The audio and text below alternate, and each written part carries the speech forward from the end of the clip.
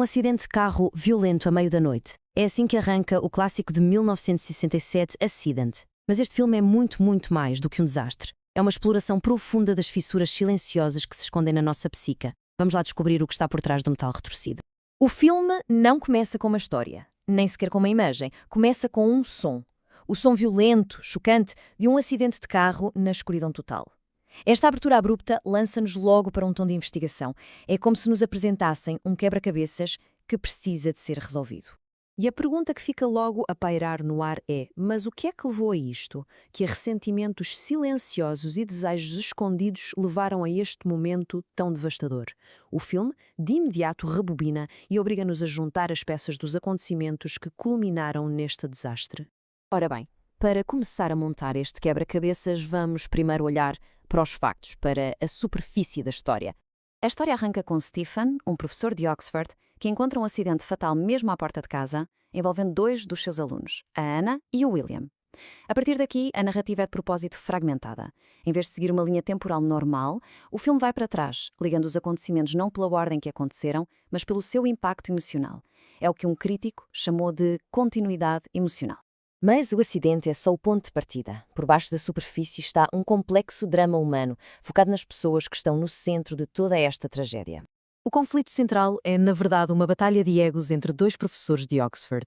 De um lado, o Stephen, o intelectual reprimido e casado, do outro, o seu colega Charlie, um tipo extrovertido e com imenso sucesso nos mídia.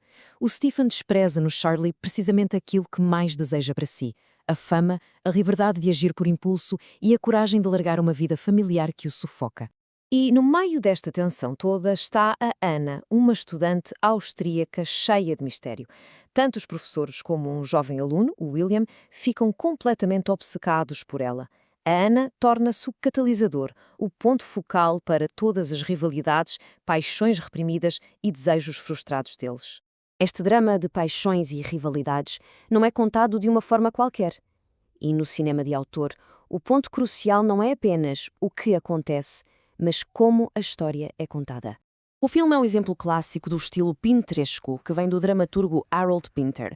Isto quer dizer o quê? Quer dizer um estilo com diálogos muito curtos, quase cortados, pausas que dizem tudo e uma sensação de ameaça constante por baixo da superfície.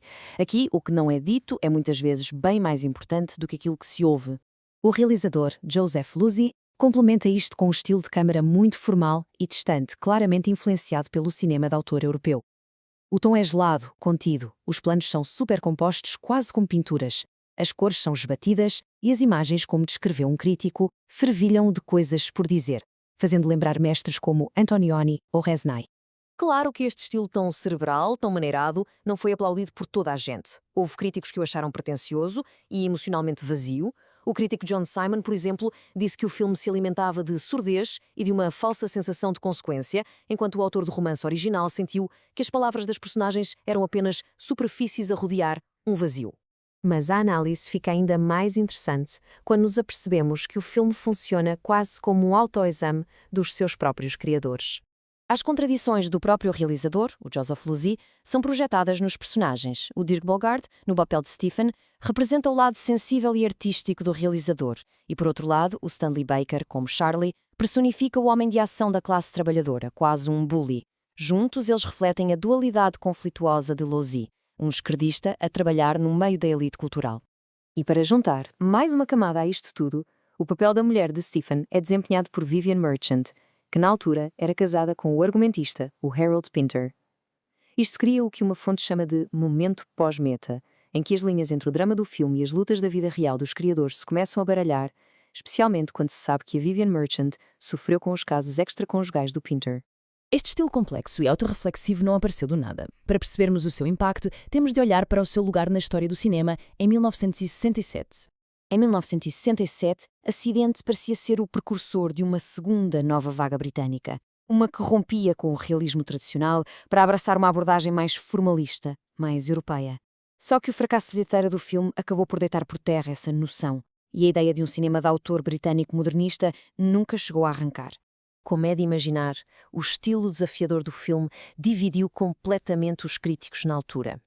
O New Yorker, por exemplo, elogiou-o dizendo que era um retrato de pessoas tão carregadas com a capacidade de devastar e destruir que até o Conde Drácula hesitaria em juntar-se a elas. Em contraste, o New York Times despachou o assunto chamando-lhe uma tempestade num copo d'água. Muito bem. Depois de desmontar todas estas camadas, qual é a ideia central e um bocado assustadora que o filme nos deixa? O filme termina com um plano fixo da casa de Stephen.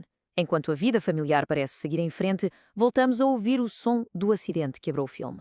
Este momento final sugere que, para o protagonista, a tragédia é uma memória da qual ele não consegue escapar, que é forçado a reviver vezes sem conta.